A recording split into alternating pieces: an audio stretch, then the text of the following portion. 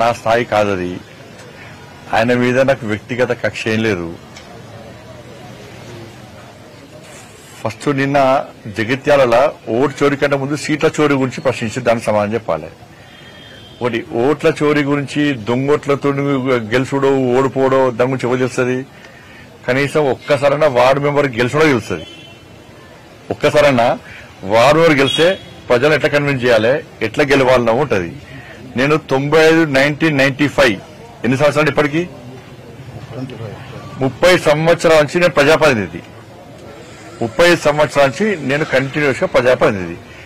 ఒక్కసారి కూడా ward member గెలిచిన వాళ్లకు ఓట్ల చోటు నుంచి ఏం తెలుస్తుంది? ఇది అవుతుంది చెప్పనా? ఇప్పుడు గంగాధరలో ఓటేసి, జగిత్యాల ఓటేసి, వెమ్లవాడలో ఓటేసి అది అవుతుందా చెప్పది? అది సాధ్యమవుతుందా? నేను 5,000 10,000తో 50,000 లక్షల ఓట్లతో మీరు గెలుస్తున్నాను. నేను 2,20,000 ఓట్లతో కరీంనగర్ ప్రజలు నాకు బ్రహ్మాండమైన మెజార్టీ అప్పయిపోయారు. కాబట్టి ఓట్లు వేసిన ప్రజలను దొంగోట్లంటే ఇది కరీంనగర్ పార్లమెంట్ నియోజకవర్గ ప్రజలతో పాటు ఈ 8 నియోజకవర్గాల పార్లమెంటు నియోజకవర్గాల్లో ఆ ఓటర్లను అవమానించినట్ట కాదా?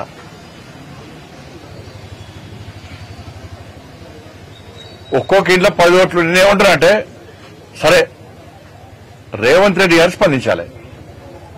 అసెంబ్లీ రద్దు చేయాలి, ఎన్నికల కమిషన్ లెటర్ రాయాలి, రాసి మొత్తం పూర్తిగా ఒక్కొక్క ఇంట్లో డబుల్ ఓట్లుండి అన్ని తీసేయమని చెప్పి లెటర్ రాయాలి. దాని తర్వాత మళ్ళీ ఎలక్షన్స్ పెట్టుర్రి. మళ్ళా కాంగ్రెస్ పార్టీ అధికారంలోకి వస్తే రాజకీయ సంఘాలు తీసుకుంటారు. నేను జనము రావతో పడుతున్నారు. 2,500 ఇవి మహిళలకు ఇస్తున్నాయి, 40 రూపాయల పెన్షన్లు ఇవి, 40 రూపాయల నిరుద్యోగ వృత్తి, 2 లక్షల ప్రభుత్వ ఉద్యోగాలు ఇవి, తులం బంగారం ఏది, స్కూటీలేవి, మా డిఏలేవి, ఫీజు రియంబర్స్మెంట్ ఏది, ఆరోగ్యశ్రీ బకాయిలేవి, 12 రైతు కుల్లోకేవి, ఇంకా 22 లక్షల మందికి రైతు భరోసా అయ్యేది, రైతు భరోసా అయ్యేది. గ్రామ పంచాయతీలకు కాంగ్రెస్ పార్టీ ప్రభుత్వం అధికారంలోకి వచ్చిన తర్వాత ఒక్క పైసా ఇచ్చిన చెప్పారు. ఒక్క పైసా. నాకు తెలిసి దేశంలో 2 సంవత్సరాల కాలంలో గ్రామ పంచాయతీకి ఒక్క పైసా ఇవ్వకుండా ఉన్న ఏకైక ప్రభుత్వం తెలంగాణలో కాంగ్రెస్ పార్టీ ప్రభుత్వం. ఒక్క పైసా కూడా ఇవ్వలే. ఇప్పుడు ఎన్నికలు దేనికోసం పెడతాం అనుకుంటున్నారు? కేంద్ర ప్రభుత్వం నిధులు ఇస్తుంది కాబట్టి ఎన్నికలు పెడదాం అనుకుంటున్నారు. మరి కేంద్ర ప్రభుత్వం నిధుల కోసం ఎన్నికలు పెడితే ప్రజలు ఎవరు ఓటేస్తారు? కేంద్రంలో అధికారంలో పార్టీకి బీజేపీకి ఓటేస్తారు. దాని మీద స్పష్టం చెప్పాను.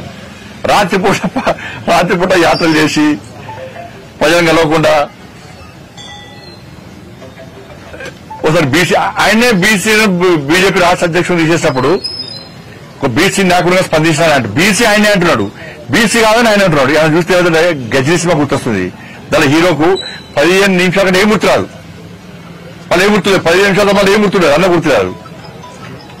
ఆయన ఎవరు తెలిసి చెప్పండి ఎవరికన్నా? కరీంనగర్ ప్రజలు ఆయన గుర్తుపడతారా?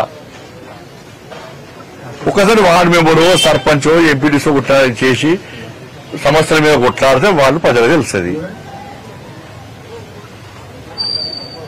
అక్కడ రాహుల్ గాంధీ ఏమో ఓటు తీసేస్తున్నారు అంటారు. ఇప్పుడు కరీంనగర్లో ఒక్కొక్క ఇంట్లో 200 ఓట్లు మైనార్టీలలో ఉన్నాయి. గతంలో సునీల్ రావు గారు కాంప్లైంట్ ఇచ్చారు. ఆ ఓట్లు ఎవరు పడతాయి? దొంగ ఓట్లు వంటా వేలు గెలవేయాలి. వాళ్ళు ఓట్లు వేసుకున్నా గెలవలే. వాళ్ళు మైనార్టీలలో ఒక్కొక్క ఇంట్లో 50 ఇండ్లున్నాయి. కరీంనగర్లో ఉన్నాయి. మేము ఫిర్యాదు కూడా చేస్తాం, తొలగించలే. ఆ ఓట్లు ఎటు పడతాయి? ఆయన గెలవలేయాలి.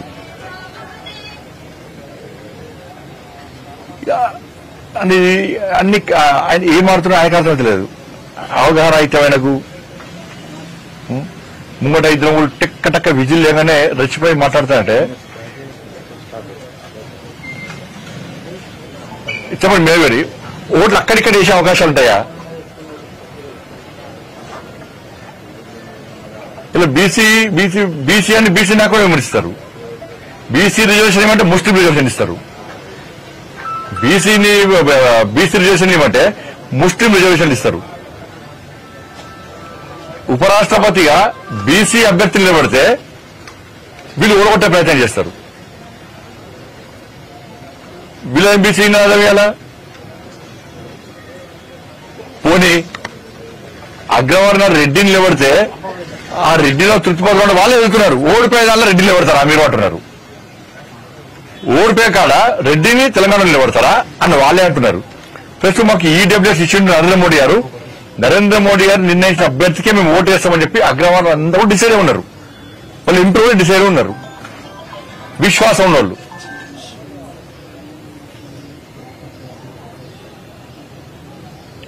అంటే వాళ్ళు ఏమంటారంటే రాహుల్ గాంధీ మహాదేవ్పూర్ అది బయట పెట్టిన తర్వాత దేశవ్యాప్తంగా మాకు ఈ అనుమానాలు ఉన్నాయి, తెలంగాణలో కూడా మరి వాళ్ళ ఎంపీలు ఆయన్ని కూడా మేమే గెలుస్తున్నాం. ఏం తీసుకొడతాం ఇది. ఇప్పుడు పోయినసారి అసెంబ్లీలో మేము 8 సీట్లు ఎట్లా గెలుస్తాం? మేము 8 సీట్లు ఎట్లా గెలుస్తాం? మేము ఎమ్మెల్యే కాదు. అధికారం మాదే వస్తుంది కదా. కర్ణాటకలో ఎట్లా వస్తుంది అధికారం మీకు? తెలంగాణలో అధికారం ఎట్లా వస్తుంది? హిమాచల్ అధికారం ఎట్లా వస్తుంది మీకు? అన్నింటిలో మేము అధికారంలోకి వస్తాం కదా.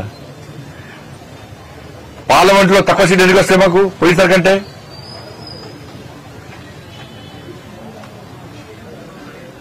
కాబట్టి ఇది అవగాహన లేకుండా మాట్లాడము, ఏదో బండి సంజయ్ తెలిస్తే బ్రేకింగ్లు వస్తాయని మాట్లాడము.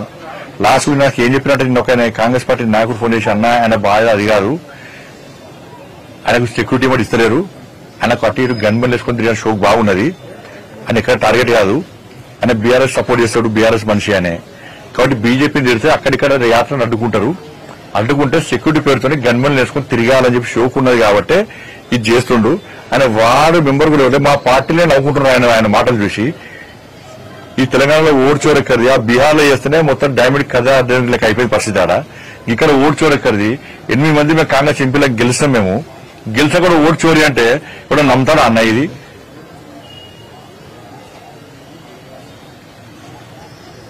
నేను గెలిచాక వెంటనే ఎందుకు ఎలక్షన్ కమిషన్ కంప్లైంట్ ఎందుకు ఇవ్వలే? ఎందుకు పిటిషన్ వేయలే? ఆయనను ఎవరు నియమించారో వాళ్ళ చెప్తున్న వాళ్ళే ఒప్పుకునే పరిస్థితి వచ్చింది ఇవాళ. తెలంగాణలో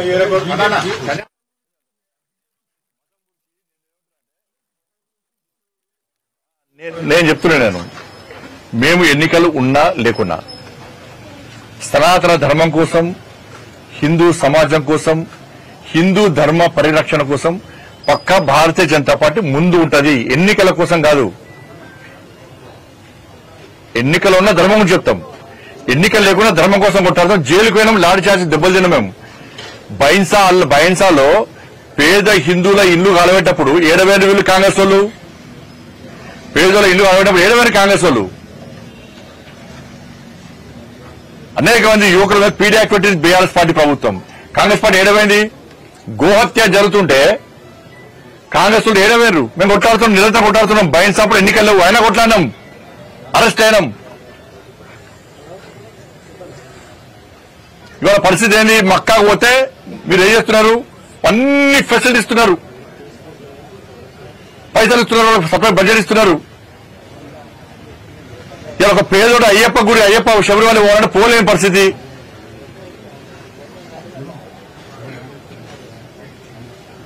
దర్శనం వల్ల పోలేని పరిస్థితి. లాస్ట్ గణేశ్వరి వినాయక నవరాత్రి వస్తే ఏం చేస్తుంది? వాళ్ళ తెలంగాణ మొత్తము ఒక భయానక పరిస్థితిలో వినాయక నవరాత్రులు జరుపుకునే పరిస్థితి. పోలీస్ పర్మిషన్ అంటున్నారు, ఫైర్ పర్మిషన్ అంటున్నారు, ఎలక్ట్రిసిటీ పర్మిషన్ అంటున్నారు, రెవెన్యూ పర్మిషన్ అంటున్నారు. పోయినసారి ఎక్కడ వినాయకుడు పెట్టారు, ఆడ పెడితే కూడా రోడ్డుకి అడ్డం ఉందంటారు. ప్రజలకు ఏం ఇబ్బంది? మీకెందుకు? సౌండ్ పెట్టద్దు, గుళ్ళలో సౌండ్ పెట్టద్దు, బాగా చెప్తా పెడతాం సౌండ్. ప్రజలకు ఇబ్బంది కాకుండా చట్టానికి లోబడి పక్కా పెడతాం సౌండ్. జులు తీసుకోవద్దు, ఈ టైంకి తీసుకోవాలి. ఇది అమీర్ చేసేది.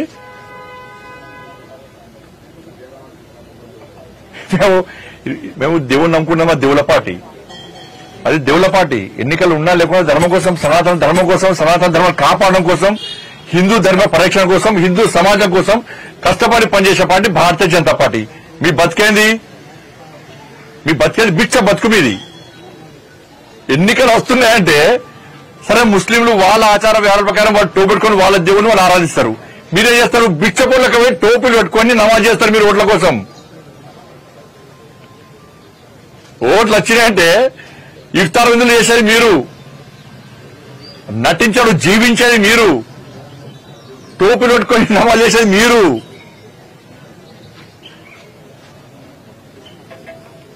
బిచ్చపోళ్ళు మీరా మేమా? సనాతన ధర్మం కోసము, హిందూ ధర్మ పరిరక్షణ కోసము చేయడం భిక్షమే అయితే, అరే హిందూ ఓట్ బ్యాంక్ ద్వారా గెలిచానని చెప్పి మళ్ళీ చెప్తున్నా, బాగా చెప్తున్నా, కరీంనగర్ పార్లమెంట్ సభ్యుడిగా హిందూ ఓట్ బ్యాంక్ ద్వారా గెలిచినా, ఎస్ పక్కా గెలిచినా, గల్లా వేసుకొని చెప్తా నేను. ఇప్పుడు కాదు, ఎప్పుడైనా చెప్తా, ఇక్కడైనా చెప్తా నేను. ఈ హిందూ ఓట్ బ్యాంక్ తెలంగాణ రాష్ట్రంలో తయారు చేస్తాం, పక్కా 100% తయారు చేస్తాం. హిందూ సమాజాన్ని సంఘటితం చేస్తాం మేము. అంటే రోహింగ్యాలు బండి సంజయ్కి ఏం చేస్తుంటాడు? ఏం చేస్తాడు మీకు? ఫాత్రా కొడుకులు మీరు. రోహింగ్యాలు ఎప్పుడొచ్చారు దేశంలోకి? 2014 కన్నా ముందు ఇతర దేశాల నుంచి వచ్చిరు. ఇవాళ కాంగ్రెస్ పార్టీ ప్రభుత్వం అధికారంలో ఉంది. ఫ్లైట్లలో బార్డర్ దాటొచ్చారు. ఫెన్సింగ్ ఇప్పుడు కట్టిస్తున్నారు. నరేంద్ర మోడీ ప్రభుత్వం ఫెన్సింగ్ కట్టిస్తున్నది. ఇప్పుడు సరిహద్దు రాష్ట్రాల్లో భద్రత పెంచినాము, ఫెన్సింగ్ స్టార్ట్ చేస్తాము. కాంగ్రెస్ పార్టీ హయాంలో ఇతర దేశాల నుంచి రోహింగ్యాలకి వచ్చిర్రు. మోడీ గారి ప్రభుత్వం వచ్చిన తర్వాత వితౌట్ పాస్పోర్ట్ అనుమతి లేకుండా ఇతర దేశాల నుంచి వచ్చిన వెంటనే పంపాలని చెప్పి అన్ని రాష్ట్రాలకు ఆదేశాలు జారీ చేసినాం.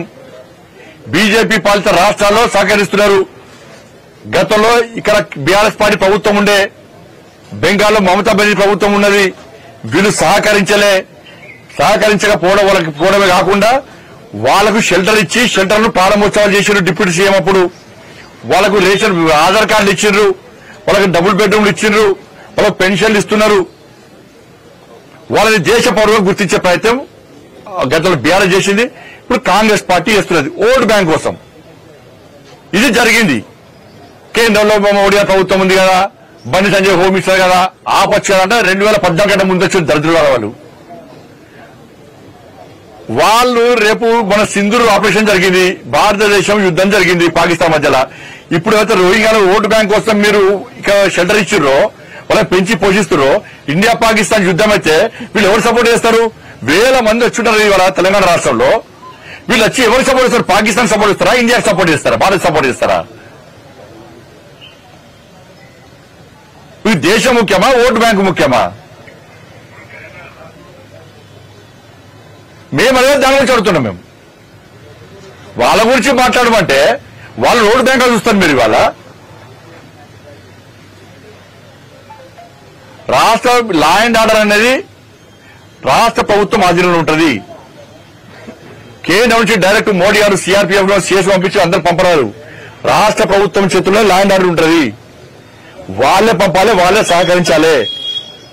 బాధ్యత ఏముంటది? అక్కడి నుంచి పాస్పోర్ట్ ద్వారా వీజా పొంది వచ్చి వీజా గడువు ముగిసిన తర్వాత కూడా ఇక్కడ ఉంటే వాళ్లను కేంద్ర ప్రభుత్వము వాళ్ళని కించి పంపించే ప్రయత్నం చేస్తారు.